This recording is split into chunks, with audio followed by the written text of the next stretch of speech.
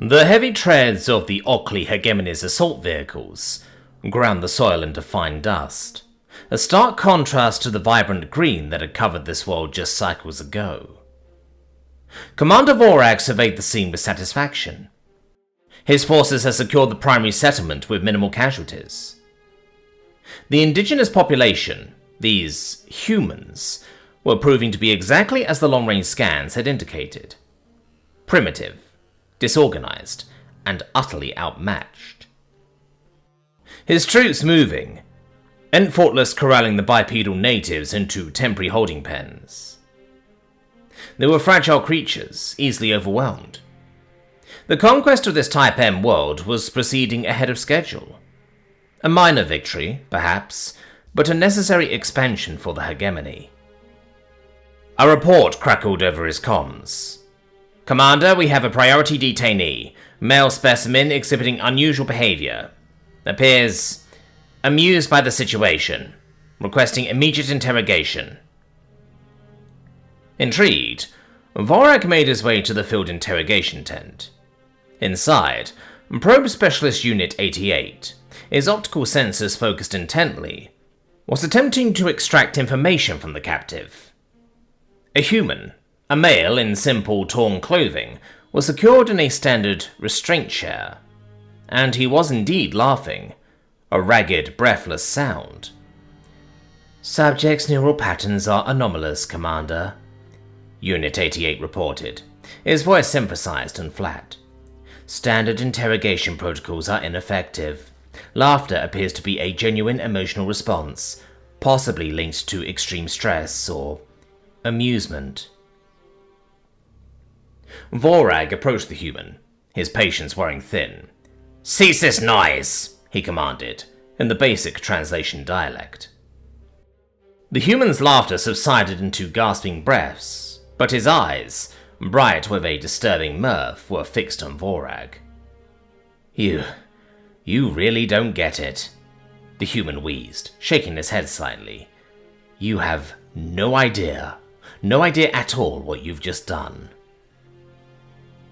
Vorag felt a prickle of irritation. "Enlighten me, native. Have we not demonstrated our superiority? Have we not taken your world? What is there to get?" The human's grin widened, a genuinely happy, terrifying expression. "Oh, you took it all right," he chuckled, the sound still laced with hysteria. "You came in here guns blazing, scans running. Tell me, Commander, what did those scans tell you about us?" Vorag narrowed his optical sensors. "They inhabited a civilization barely capable of harnessing its planetary energy. No orbital presence, no interstellar capability. Primitive energy signatures, basic material science. A Type 0 civilization, as classified by Hegemony standards. A species, confined to its cradle world." The human's grin was now beatific. "And you believed it?" he asked, his voice soft, laced with disbelief. "That's all you saw? Didn't it ever cross your minds that maybe we chose this?" Vorag recoiled slightly. "Chose? To live in such simplicity? To remain confined and vulnerable? That is illogical." "Is it?" the human countered, his voice losing the hysteria, becoming calm and unnervingly rational. "What if we preferred a quieter life? What if we found endless expansion and technological complexity tedious? What if this world wasn't our limit, but our preference? A place to step away from the noise?" "Nonsense!" Vorag scoffed, regaining his composure. "If you were part of a more advanced civilization, they would have defended you. Where are they? This hidden power you speak of?" The human's eyes, still locked on Vorag, seemed to deepen, reflecting an ancient, knowing light. His voice dropped to a near whisper. "Talking about this," the human said.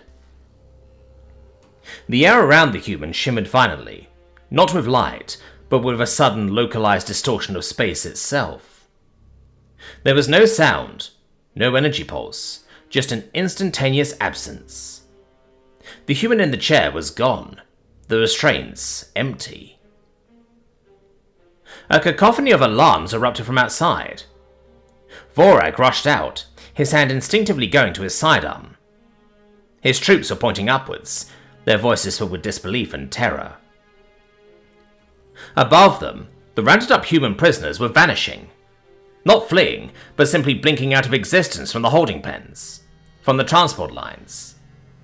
Silent, impossible disappearances, leaving behind only empty space and stunned Oclean's guards.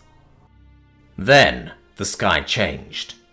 Not with the fiery descent of drop pods or the familiar bloom of warp points, but with a quiet appearance. A handful of ships, perhaps a dozen, shimmered into being in low orbit. They were small, sleek, and utterly unlike anything that the Hegemony has ever seen. They registered no energy, no heat, nothing on passive scans. Panic surged through the Hegemony comms.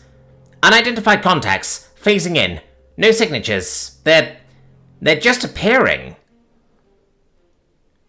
Before Vorag's fleet could coordinate a response, the human ships acted. From the lead vessel, thin, almost invisible lines of force extended. They didn't fire weapons, they unmade things. A Hegemony cruiser directly above began to fragment, its hull plate separating, its weapon turrets detaching, its internal systems winking out. It wasn't an explosion, it was a controlled surgical deconstruction, reducing the massive vessel to drifting debris in moments. Other ships followed, dissolving with the same terrifying efficiency.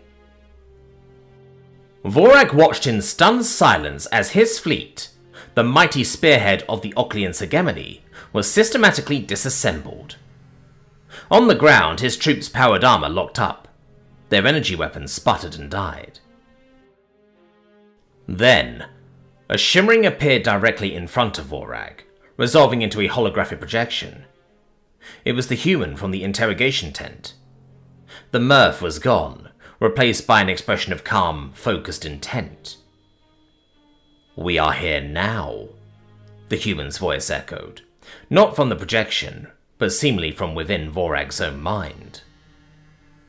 Around Vorag, the temporary Hegemony structures, the command tent, the processing units, the landing pads, began to shimmer and fade, like illusions dispelled.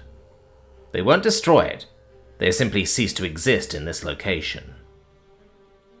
Simultaneously, the ruined human settlement began to rebuild itself. Walls rose from dust, furniture reassembled, the scorch marks on the ground vanishing as if they had never been.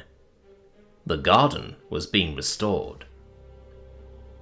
The last thing Vorag saw before a wave of disorientation claimed him was the human's face in the projection, utterly serene, and the sight of his own base dissolving while the human world became whole again. Consciousness returned slowly, a painful, disoriented process. Vorag's body ached, but he was unrestrained. He lay on something soft, yielding. He opened his optical sensors, blinking against a light that felt alien. He was outside. Above him, a sky filled with unfamiliar stars and a moon he didn't recognize. The air was cool, carrying the scent of strange, sweet-smelling vegetation. He pushed himself up, looking around. He was in a clearing, surrounded by tall, slender trees, with leaves that glowed faintly. Where was he? This was not a Hegemony facility. A figure stepped into the clearing. Tall, bipedal, soft-skinned. A human. Not in armor, not in any uniform. Just a human, wearing simple, dark clothing. The human stopped a few paces away, looking down at Vorag. His expression was neutral, curious, like someone examining an interesting specimen. "Greetings," the human said, his voice calm, quiet, but carrying an undeniable weight of authority. "Apologies for the sudden relocation. It was necessary." The human knelt down, his eyes, The same eyes that had held amusement and chilling calm now held a quiet, intense focus. "We require some information," the human said, his voice low and direct. "Your species designation, the Ocleans. Hegemony, is that correct?" Vorag, a commander who had led invasions, felt a cold dread seize him. He could only stare up at the human, unable to speak. The human tilted his head slightly. "And," he continued, his voice dropping just a fraction, becoming colder, harder, "we need the coordinates of your primary systems, your homeworld, all of them." He wasn't asking for surrender. He was asking for directions. The human offered a small, polite smile that didn't reach his eyes. "We prefer not to be disturbed," he said softly, "and when we are, we find it's more efficient to address the source of the disturbance directly, you know." He smiled, politely, without warmth. Meanwhile, aboard the Hegemony's High Command flagship, orbiting safely in another system, Fleet Commander Kalor received the last transmission from Commander Vorag's expedition. It was 3 seconds of static, then silence. No distress signal, no combat logs, just nothing. Kalor demanded a recon fleet be sent. Within seconds, navigational AIs returned an error. Kalor stared. "What does that mean?" A junior analyst, pale, trembling, whispered, "Sir, it's like the entire star system was erased from the map. We cannot find a route." Suddenly, one of the central holoscreens flickered to life. A single human face stared out from the static. He smiled and said nothing.